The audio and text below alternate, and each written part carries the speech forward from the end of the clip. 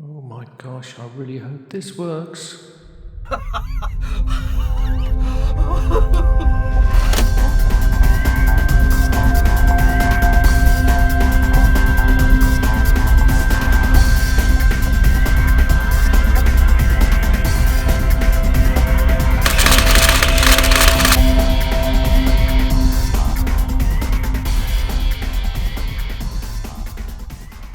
Hi guys and welcome back. Why are we looking at this keyboard? Well, that's a good question, but underneath this keyboard there are different components, and I'm looking at two separate components today. Well, in fact they're identical, and they are the fans. I know it's obvious to others, but not to everyone, but the fans actually help to cool the system and to help air circulate, therefore allowing the chipset and everything else on the motherboard to run more efficiently and at optimum cool or workable temperature. However, these fans ramp up, especially on 2014 MacBook Pros. So without further ado, let's see if we can clean these fans to make them work more efficiently, because they make one hell of a noise when they're ramping up, in other words, spinning up to cool things down. To get access to the fan area, we first will have to take off the rear cover. And the first thing we need to do is to remove the power supply to make things safe. Now that the machine has been made nice and safe, it's a case of turning it over and resting it on the top cover, and it's best to do this on a soft surface so that we don't scratch that lovely aluminium frame. I'm using my iFixit pentalobe screwdriver. It's P5, and this is the correct screwdriver size for a 2014 Mac. This also works with several other Macs too, but please check before you start scrabbling around because you don't want to burr those screws. To the right you'll notice a black pad, and this is a magnetic pad so I can remember where I'm putting the screws because they have all different sizes. I'm now going to speed this up to save you the boredom. There you go. Let's have a look. And this is the diagram of the screws. They're all different sizes. They don't look it, but they really are. Trust me. You'll be thankful for doing this. You don't have to use a magnetic pad, but just put it somewhere where the screws aren't going to be knocked. As I remove the rear cover, you'll notice it's relatively clean, and this is because I wiped it off with a dry anti-static cloth about a week or so ago when I replaced the M.2 chip. But before we do anything else, we must disconnect the battery. It's just a case of peeling it up like I'm doing here. It feels a bit stiff because you've got this sticky label on top and also these little pins that hold it in place. Just be gentle yet firm, just bending it up, and it should come up quite easily.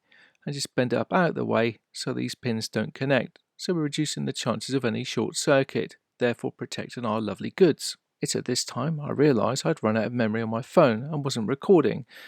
So I've restarted it again here at this point. All I've done is remove some screws, but you'll see it on the right hand side fan. The most important thing is to take these connectors off very carefully. It's only the one here on the left hand fan. You just slide it backwards and it should just pop off just like that. And it doesn't look too bad underneath where the fan was, to be honest with you. Anyway, back to the right hand fan. Now to the wireless and Bluetooth receiver and transmitter. And we're just going to remove these wires very carefully. They should just pop upwards. I'm just making a bit of a faff over this because I'm nervous about breaking the connectors. It's not that bad really. You just pop them directly upwards vertically and they should be absolutely fine. Now it's a case of removing the flex cable, which has all the wires all attached in its one little sheath. We just pull it to one side. Now I'm going to remove the airport card, or the wireless card like I called it earlier, and just make sure that's out.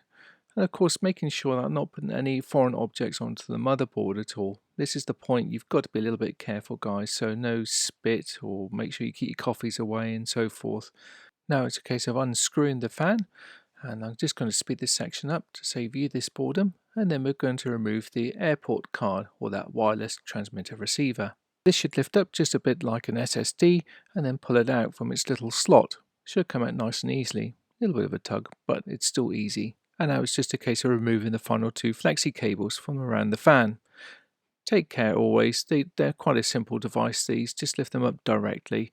I'm just taking my time making sure I don't faff it up. I've got big hands, I'm over 6 foot, so I'm quite a big guy. So big guy with big hands and little components don't match very well.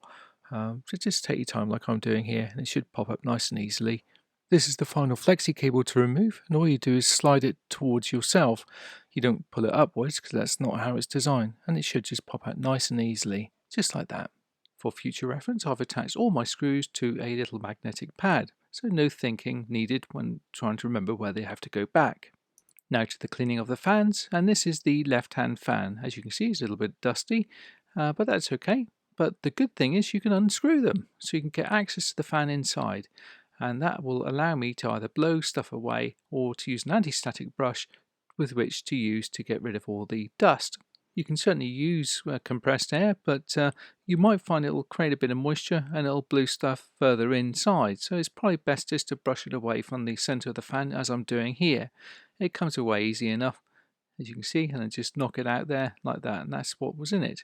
But you can tart it up and just finish off what you're doing and just spend a bit more time on it, and that's exactly what I did. It's only a 5-minute job though, so dead easy as well. It's quite therapeutic, I think you'll find, because you'll know that they will spin more efficiently and hopefully less noise. There you go, and that's the finished result. Pretty clean, eh? I did finish it off with a little bit of compressed air towards the end because I'd blown everything out, and it was just all the stuff I couldn't get to. Now this is the right hand fan, and again you can unattach this one. Again, 3 screws. Lots of agains there, but it's mirrored either side, which is kind of handy. And again, you can start brushing away and just cleaning it up. Nice easy job this. I know it sounds ridiculous saying this, but it's probably a good idea to remember to brush away from the center, not towards it. I've seen people online actually brush it inwards, and that is just moronic if you ask me. So brush away, and then you can finish it off with a little bit of compressed air towards the end. I used a brush first off to get rid of the main bulk of it, and then I went round with the brush again just to make sure it was ultra special clean. And then I finished it off with a bit of compressed air. Doesn't matter which brand you use, they all do the same thing. They blow out air. They do create a bit of moisture, so make sure that it is completely dry before you put it back in. Just let air dry it though. Don't take any chances with this. You'll be very irritated if it does something it shouldn't have done, like fry your motherboard. Before I replaced the fans, I went around the motherboard just spraying it lightly with compressed air. It's best to not use a vacuum cleaner because that can cause static build-up. Not always, but it's best to not take the chance. Now you saw a little bit of compressed air going out there. It does create a bit of moisture here and there. So before you connect the battery, just leave it to air dry. I know it sounds ridiculous, compressed air, but room temperature. And just leave it a good 5 or 10 minutes and it should completely evaporate and it'll be absolutely fine. And it's a case of just putting the fan back where you put it. Just take your time. It's all nice and clean. Looks like new now. Again, I'm going to speed this section up, but you just replace the cables, taking your time not to damage anything along the way. This is the more difficult of the 2 fans, obviously, because you have to put a lot more cables back, and of course we're going to be returning the Wi-Fi transmitter and receiver. This also covers the Bluetooth, remember. When the wireless module is back in place, it's a case of return those 3 little clip cables that just pop on the end of it. Please take care when doing this. They are very, very fragile. I took quite a bit of time on this. This was the longest part of the job, as you'll see. It's not because it's a particularly hard job to do, it's just very fiddly, and it became time consuming because I have fingers the size of bananas. Why won't my fingers work? To clip these cables back into place, all you do is come directly from above and click them downwards. Don't come in at any obtuse or weird angle. If you're struggling to do this because your fingers are large like mine, then get some of the small fingers to help you. I was very close to asking my wife to help me, as I have to most days, for lots of things.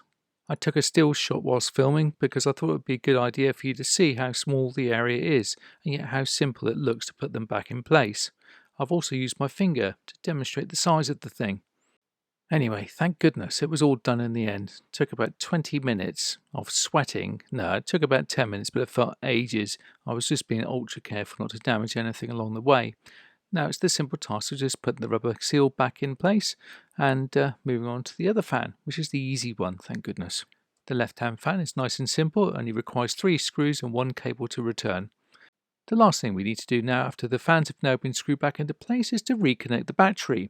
This is important because it gives us power, and it's also extremely important because if you put the screws back in place on the back panel, after putting all those millions of screws back in, that is, you'll then find you've got no power, and then have to undo them again, reconnect the battery, then suddenly realise you've been a buffoon. Trust me, I'm talking from experience. Now, more importantly, let's see if this thing works. I hope it does. I reconnected the battery at least. Ah, the Apple symbol. That's exactly what I wish to see. And this is my startup screen, so I'm happy with that also. It appears to be working. Thank goodness for that. Well, that's the end of this video, guys, and thank you so much for coming along with my little journey of madness into technology. Hopefully you've learned something, because I'm learning and I'm wishing to share all my mistakes and successes with you. Please like and subscribe, and I'll see you again soon.